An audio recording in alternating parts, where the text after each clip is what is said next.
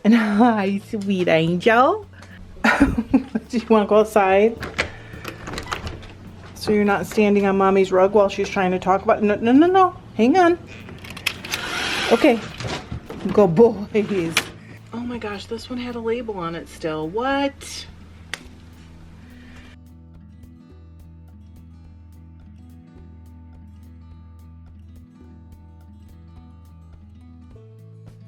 Hi, welcome to FiberLoveDiary. I'm Trish if we haven't met, and if we have met, welcome back. How are you? It is a Friday and John is off, but he is doing some work outside. So I thought, even though I haven't gotten hardly anything done today, I've been like resting and relaxing, which I needed so much.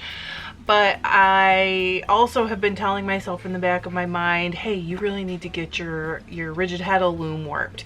I'm making a rug. I'm gonna make another rug. I know it seems like lately I just make a rug and then I wait a while and make another rug. Maybe that is what I'm doing, but I'm making a rug. If you saw the last rug video I did where I actually wove a rug on my new Harrisville floor loom, during that order where I got the fabric strips, some of it was scrap that I already had. I ordered some of these loops from Great Northern Weaving. They are actually from like, I just dropped one, of course. They're actually from socks. They just like cut them up, okay? They're these little loops and they're for weaving, and I'm gonna make a rug somewhat using these. But also, I am going to use some t-shirts that I cut up. We were going to send them to Goodwill. I've been hanging on to them for ages. I just have a bunch of different colors in here. I'm just going to show you. There's like mostly black and gray, but then there's also like pink, coral, red, navy. So I am going to use those as well. I still have more t-shirts to cut up. I've been saving them, and I am going to get all of them cut up into this bag first, and then I'm literally gonna randomly pull one out and we're gonna weave with it. So that's next. I gotta chop up t-shirts. I started cutting those shirts up during a live that I did like a week and a half, 2.5 weeks ago. I don't know. We were doing a live. I was just cutting up t-shirts and chatting with you guys. I'm sure some of you will remember. I want them to be in continuous loops. So what I did, I'll show you on a different shirt. Hang on. I fold them, doubling it over so that when I cut them, I will continue to get a loop. I want not just to cut them double. I want this to be a continuous loop. Wait, let me pull one out. This is one I already cut. And see, it's a loop. That's what I want. I would say I'm cutting them about 1 inch wide, but I'm not measuring it. I'm not worried about that so much. It's all going to even out enough. So what I do is fold it once so that the loop will continue, and then fold it again, and I'm just cutting them with my rotary cutter. You've seen me use it before. Usually I use it on dish towels to separate them. And I'm using this is like a quilt cutting tool. What do you, template? It's a template. So I just lay it down. There's about 1 inch exposed. And then I use my rotary cutter along the edge of it. This thing is old and dull. I have a new blade. I just haven't switched it yet. And then I have a new loop. I am going to use some 8/4 cotton rug warp. It is Maysville and it's from Great Northern. You know I love Great Northern. That's also where the loops are from. I'll link to their site below. Oh yeah, Heddle. I'm using a 5 DPI Heddle, and I am not going to modify the spacing on this one. I'm just going to use it exactly as is. So I have their natural. And then I don't know what this is, like taupe or something like that. I decided to go with the taupe. Well, that's what we're using for warp, and I just need to get going because I have my loom set up and my warping bar set up. We're gonna start warping.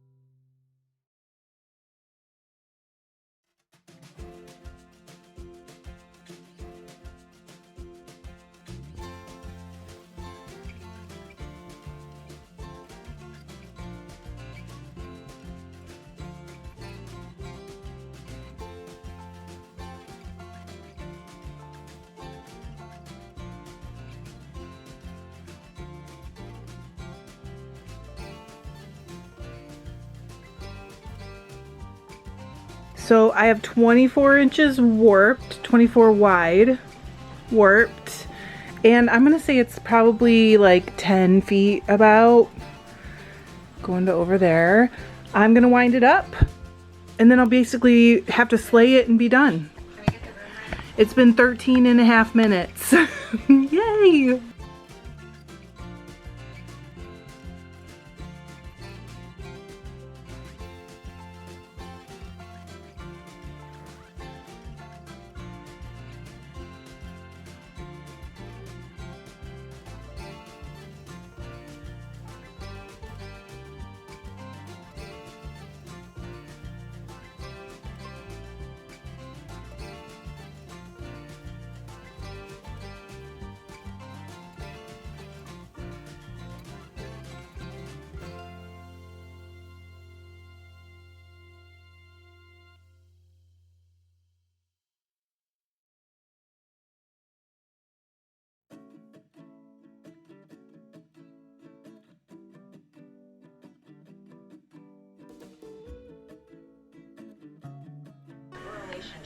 Okay, that whole process took 19 and a half minutes, including putting the weights away and putting them down. So super easy that way, and I am going to come back and slay it later. But first what I'll do is wind it onto the back beam. And my camera went off while I was winding this to the back. I just put paper under it and wound it to the back the way that you would for any kind of work. That's not any different. We're all the way to the front, so I'm going to take these pegs out. Then you just open up the bar and slide it off the loops. I don't have it open far enough. There. Next I'm going to cut all the loops and slay.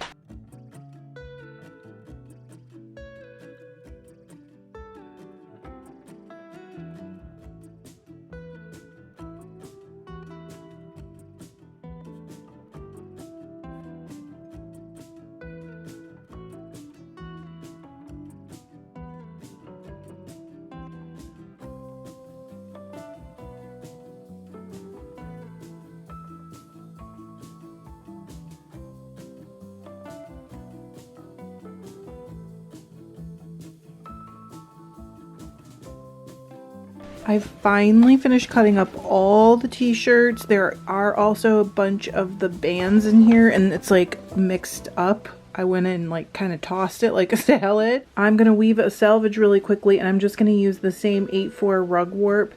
This is the only it's not a cone, this is the only tube of this that I have left. So I want to go ahead and use it because it's not enough for a whole rug unless it's a tiny one, so I might as well, you know, use it up. I'll show you guys how I finish it at the end, but I want to have some thinner weaving on the ends that I can turn under and sew.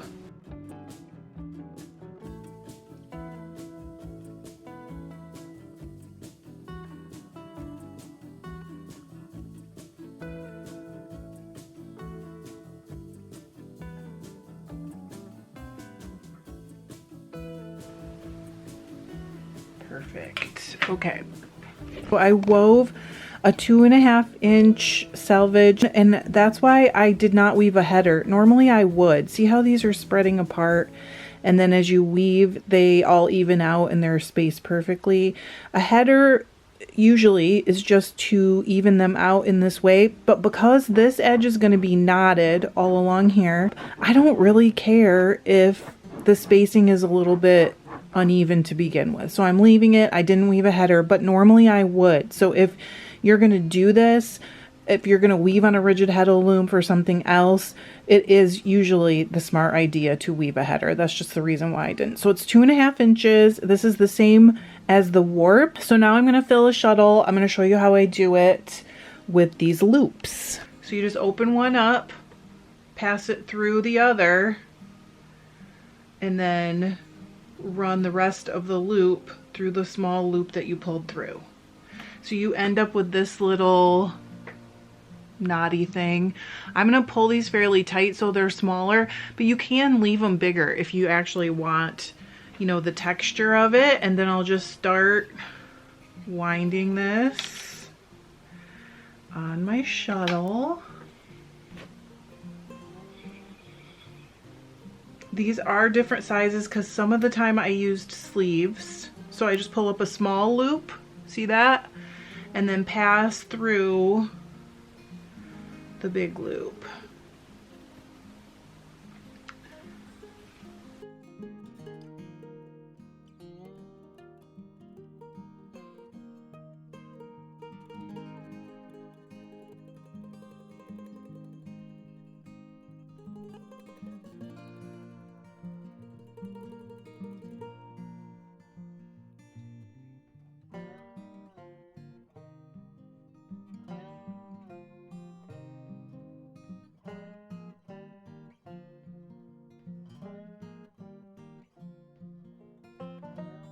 Okay, I'm pretty happy with how it's going as far as like how tight it is, but if you aren't, you can always like go to a beauty supply store or a dollar store or whatever and pick up an inexpensive wide tooth comb and use it to really pack it down tightly.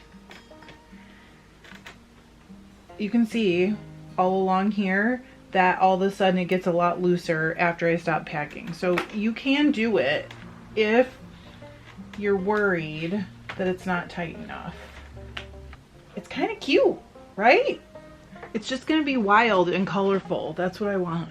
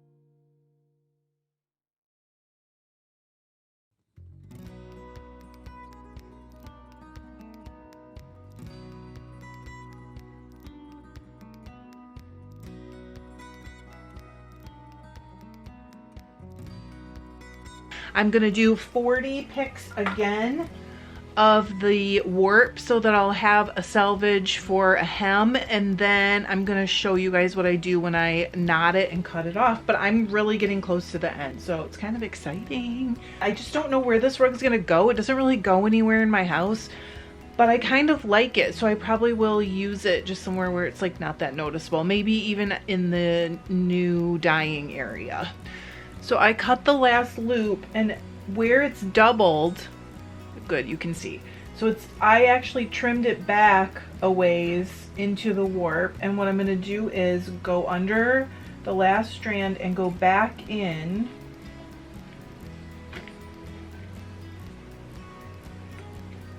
And I'm gonna go past where I cut just a little bit, a couple of threads. I'm gonna go past a little bit further even. And that way it'll lock in that last little end, but it won't give me like a big bulky finish. Okay. So see that? That's much less bulky than if I just doubled the whole thing up. So I'm gonna trim it. And then we're gonna do our hem edge.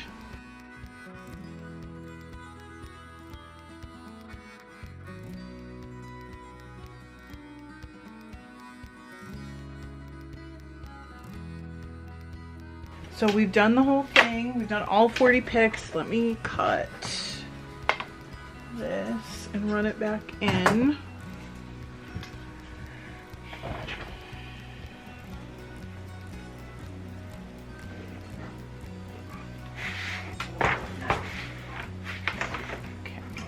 I'm gonna beat this down really tight.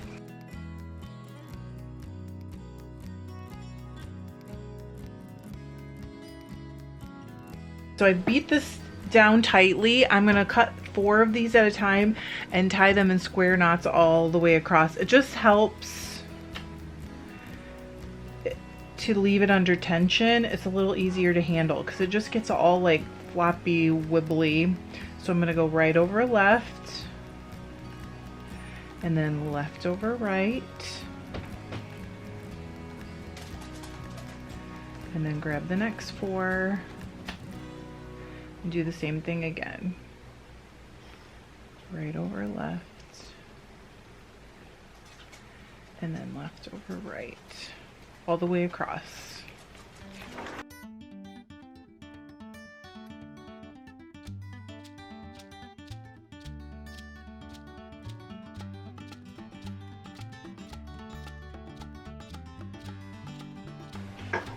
Okay, so that's the whole first end. All done. Looks good. I'm gonna unlock this and then wind it up to the split where for once I was smart and I gave myself enough to knot in between. Okay, so now that I've just pulled this up, I'm gonna lock it again and I'm going to beat all this hem up towards the rug. I gotta go live in just a minute, so I'm gonna have to come back and do it later, but it does make sense. If you can see it, it's very loose. So I'll beat it up towards the edge of the rug so that it'll be like pushed together really tightly like the other end was. And then I'll do the same thing. I'll just cut it across this way and knot them up. If you're doing this and you need more tension on the back beam, but you've already cut your back beam off, which I did, you saw me, you can pull your rug up onto your lap and see, just hold it. I'm holding it with the back of my leg up against here, and that'll provide a little bit of tension for me so that I can beat my hem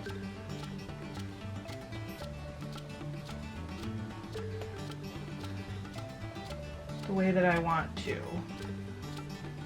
Okay, that looks good. Now we're just I'm gonna hold that tension and just start cutting these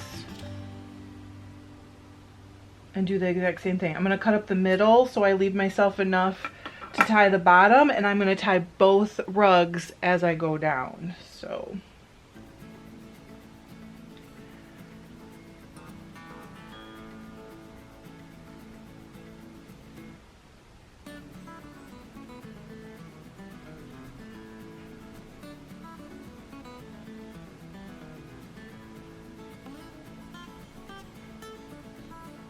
okay, and I'll just cut the next 4 in the middle and go all the way down. Easy.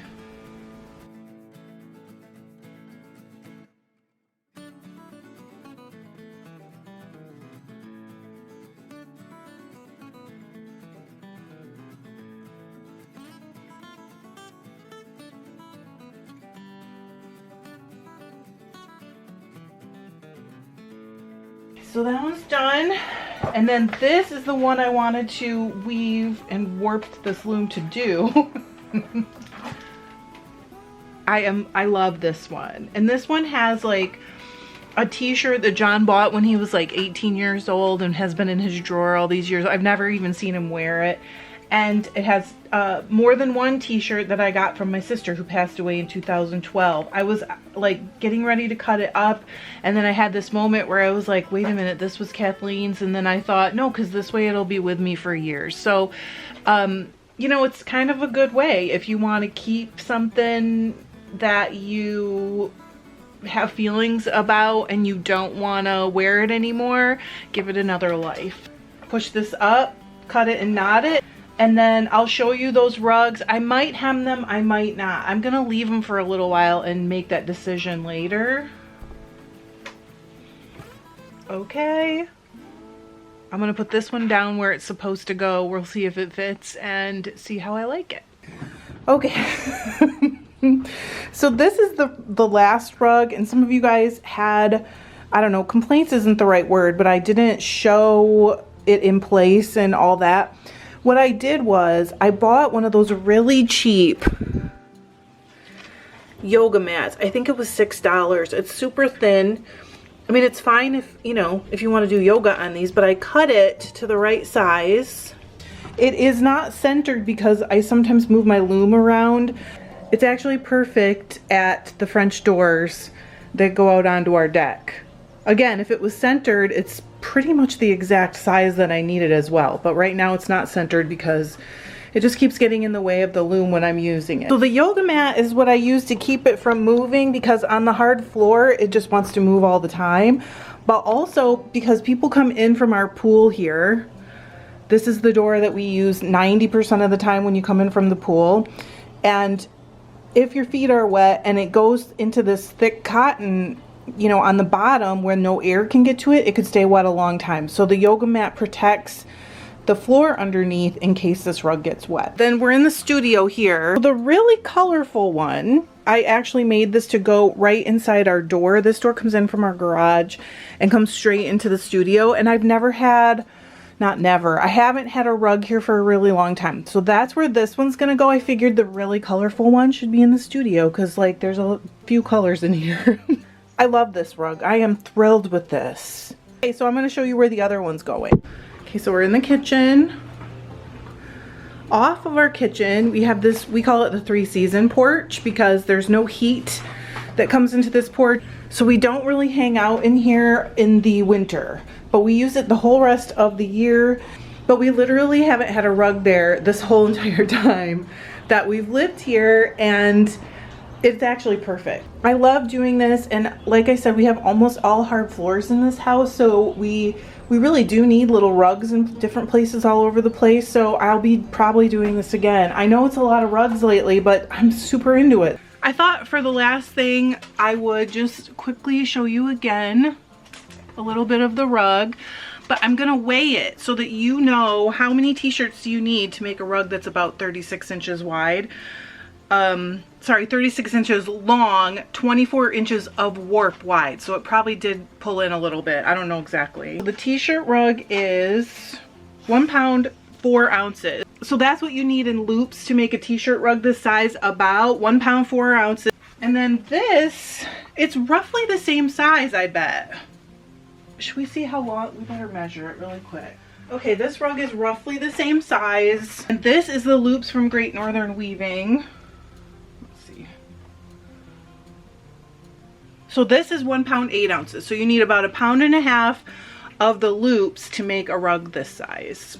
Thanks for joining me while I weave these rugs. Next week, I'm doing something different. I filmed one entire week of my life fiber related parts. So every time I sat down to work on something, except for like twice where I was spinning something that I had already filmed, I just filmed a couple minutes of it so you can see like how much I really do in a week. Because a lot of you guys are like, how do you get so much done? I feel like I don't get enough done, but maybe editing will make me feel like, wow, you really do a lot. Have a great week. I hope you try this out sometime because I am thrilled to pieces. You know, a lot of people say you can't do rugs on a rigid Heddle loom. It's not true. And these are washable, which is super nice. But also I love reusing stuff that I would have just given away to Goodwill. So have a great week. I will see you soon. Thanks. I love you. Bye.